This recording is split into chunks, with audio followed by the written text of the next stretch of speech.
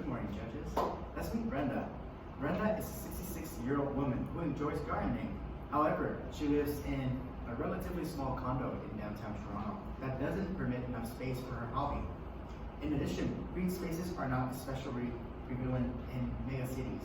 In fact, Toronto only comprises 13% of green spaces. This is where our product comes in. Hi, we're the co-founders of Garden V, where our vision is to address the core concepts of sustainability, accessibility, and community connection through revolutionizing gardening to improve lives just like Brenda's. So as illustrated by Brenda's story, the problem we are tackling today is lack of green space in urban areas. So in Canada, we're lucky to have some access to green spaces. However, 28% of Canadians are living in communities with limited access to green spaces, and urban greenness has been declining in every single province for the past 22 years. So our product is bringing green spaces into your home with vertical gardening. Currently, the options for vertical gardening are limited and expensive, and once you do invest in them, the power usage and time consumption becomes an issue. Our vertical garden addresses this. It's a modular vertical garden that is customizable to your own space. The farm can extend the height, width, and length by attaching the modules together and the height extensions. This increases the accessibility to green spaces by having them right in your home. Our garden systems are also sustainable and use a low amount of energy. We are also going to be fostering a more connected community by working together to make programming and discounts for schools, churches, and community organizations. Now let's look at our product called V1. So we went with a modular lab size product where you have different modules that you can connect to the base and you can attach. So in our starter kit, you will have a small module, a medium module, and a large module. And these modules act as pots where you can put in the soil and the plants and you can grow these plants. Inside these modules, you have LED light strips which help give light to the plants and help them grow. Also, we have irrigation systems that help provide water to the module. So users don't actually have to water the plants themselves. They only need to pour in a certain amount of water every 5 days, and the entire product will do the irrigation itself. Garden V's unique value proposition lies in the ability to provide customizable size options through our module design and diverse range of pot modules. Unlike traditional commercial vertical farms, our product is not limited to a fixed size. Customers can tailor their farm length, width, and height by attaching bases by using extensions. In addition to the customizable size, our vertical farms are equipped with smart modules that incorporate auto irrigation and built-in LED lighting system. These intelligent features ensure optimal growth conditions for plants and offer a hassle-free gardening experience with maximum control and convenience for customers. Furthermore, we are committed to using recycled plastic in the construction of our modules, actively promoting the reuse of materials and reduce plastic waste. Customer segments. So who are our customers? Well, we have two types of customers. Firstly, in our primary customers, we have urban dwellers who live in high population cities and tight spaces like apartments and condos. We also have home gardeners. Who are interested in growing their own food source, and people who might be interested in cutting back on their budgets. In our secondary customers, we include community centers, which include schools and religious centers, who we can partner with and offer a 30% discount and have advertisement and addressing of our solution problems. So our total addressable market was found by using cities with a population of over 1 million in Canada. So this was Toronto, Vancouver, Calgary, and Montreal. And so this ended up being around 10 million people. So this is our total addressable market. From that, we looked at our serviceable market. So these were people who lived in condos or apartment complexes. And then we decided to look at our obtainable market. And this was people who make over $75,000 a year and who are either under 35 or over 65. And those are the two demographics that were best suited to our product. And so this ended up being around 340,000 people, which was 3% of our original total addressable market. In terms of entering the market, our entry plan includes taking advantage of the home gardening niche that exploded in popularity due to the pandemic. In fact, 67% of new Canadian gardeners began due to the pandemic. And this is compounded with the vertical farm industry growth that has a lot of projected growth from $120 million in 2016 up to $2.02 billion in 2025. And as an e-commerce startup, our business will be attracting clients mainly through social media. We'll be using 50% of our initial $3,000 marketing budget to buy advertisement spaces on Google, Instagram, YouTube, and Facebook. We'll be using 40% to partner with influential environmentalists, and we'll be using our last 10% to buy retail spaces in farm supply stores. And this reflects our percent distribution that we're expecting. We're expecting around 90% of our sales to come from Amazon, which will be our online vendor, and around 10% to come from the retails. And this will be reflected later on with each following month, which will be a $1,500 monthly marketing budget.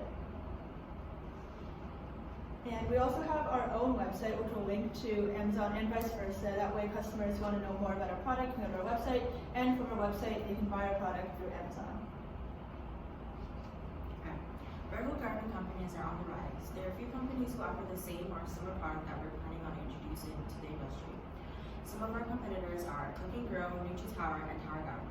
Cook & Grow is a company who aims to bridge a gap between modern man and nature by indoor gardening.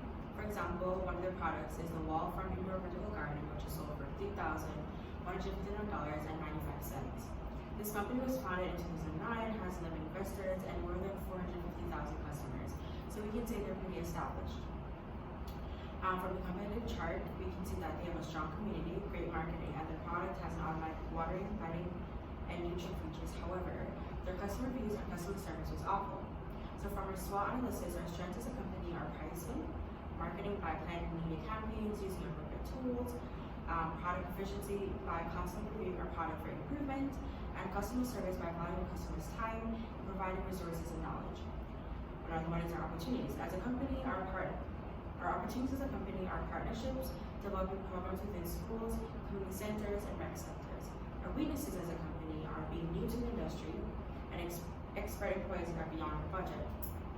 We'll tackle this weakness by promoting our products on different media platforms and through influential figures to increase our visibility, and eventually employing experts such as scientists, researchers after the first year of our businesses. And lastly, our threats as a company are existing and new competitors and price fluctuations of raw materials. So to measure the well-being and growth of our business, we're keeping track of a few key performance indicators, which includes monthly sales growth, total reach, and customer lifetime value. So firstly, for monthly sales growth, a key sign that our influence is spreading and our product design is able to serve its purpose is a stable increase of sales. So to ensure our business will keep up with growing demand, one focus is increasing the generating capacity for products, specifically aiming to produce 10% more units monthly. So in order to accomplish this, we need to raise an additional $3,000 per month for supplying our manufacturing company with additional materials by applying for grants. This will likely take place 2 years following the first 6 months of our company opening. So next is the total reach. This will be measured and acted on through social media campaigns. In order to gain new customers and retain our current ones, we'll be advertising our product through social media and sponsorships. Further steps would include partnering with municipal governments and various boards, such as Food Secure Canada, that will help market our product at a local level, such as by taking on community projects. So ultimately, we target increasing our customer reach by 20% and getting 3 sponsorships or partnerships, which will contribute approximately to a 13% growth in sales after the first 6 months. So lastly, customer lifetime value is the total net profit that can be expected from an average customer. This takes into account their initial purchase, repeat purchases, and churn rate. If the average customer is buying more modules and decides to return to our business for our products, this means that we are retaining customers, and this costs less to keep existing customers than to acquire new ones. This ties into maintaining a high customer satisfaction. And to measure this, we take online reviews and surveys from customers to determine their satisfaction regarding our product. In each package delivered, there's a pamphlet with a QR code that asks them to complete a survey for feedback. Taking customer input into consideration is crucial for future potential improvements as well as customer retention. As with any business, Garden V has its risks. We've evaluated several, but today I'll just be talking about 2. For one, we have an uncertainty regarding the technology or architecture. As we are high school students and not technological professionals, Right now, we cannot ensure that our product will 100% work once it is in the customer's hands. So I put the likelihood of this risk becoming an issue at around A2. And the impact of this would be quite significant, be a 3, because if our product does not have the technology and does not work the way that we promise, then that will harm our reputation. In order to mitigate this issue, we will be hiring an engineer beforehand in order to go over our design plans and make sure that everything will work and is a viable product. Additionally, I'll be talking about the overestimation of business benefits. This one has a likelihood of around 2, again, of occurring. This is medium risk, just because we can only do research and make educated guesses based on this research. We cannot perfectly estimate exactly how our business will affect the world and our customers.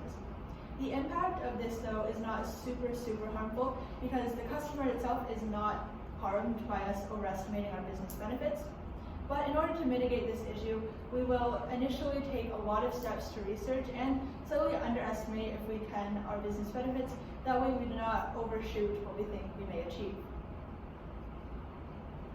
So our 3-year plan is going to be starting with focusing on growing our business. We want to get a strong customer base, and we want to build connections with our customers. In our 2nd year, we're going to be starting to expand by establishing community connection. So how we're going to be doing that is we're going to be partnering with schools, religious institutions, community sectors, and we're going to be having a discount for them so that they can build community gardens, and so that our product can be used to foster community. And in our 3rd year, we're going to be planning on starting to build relationships with Indigenous communities in more remote areas, so that we can bring our product to these remote areas so that we can help them with food security. And so a first step for that is to build relationships with them, and so that our expansion to these places are successful and helps them in a way that is useful for them. Financial projections.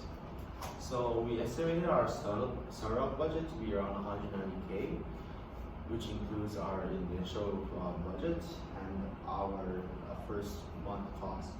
So for our initial cost, we have our research, initial manufacturing costs, licensing, and for our first month, this includes the per unit production cost, the advertisements, and the legal fees that includes. So how we're gonna secure the funds is that we first plan to get a SBA 7A loan, which is a small business loan, at a 7.25% interest rate per year, which is paid off in 15 years. This would be around 65.4% of our funding. The other parts of our funding comes from grants, angel investors, and personal injection, which makes up respectively 8.4%, 22%, and 5.1%. Alright, so moving on to the cash flow. As you can see here, we would be generating revenue in our 2nd month. However, we wouldn't be cash flow positive until our 2nd year in the 4th quarter. As you can see in our yearly income statement here. Alright, so for our break-even analysis, we break even about 2,000 to 3,000 units produced for our base and extension modules. However, our pod modules takes a bit longer at 15K, 1.5K to 3K units sold. And for ROI, we plan to have a 23.5% return on investments in our 3rd fiscal year and 77.55% in our 5th.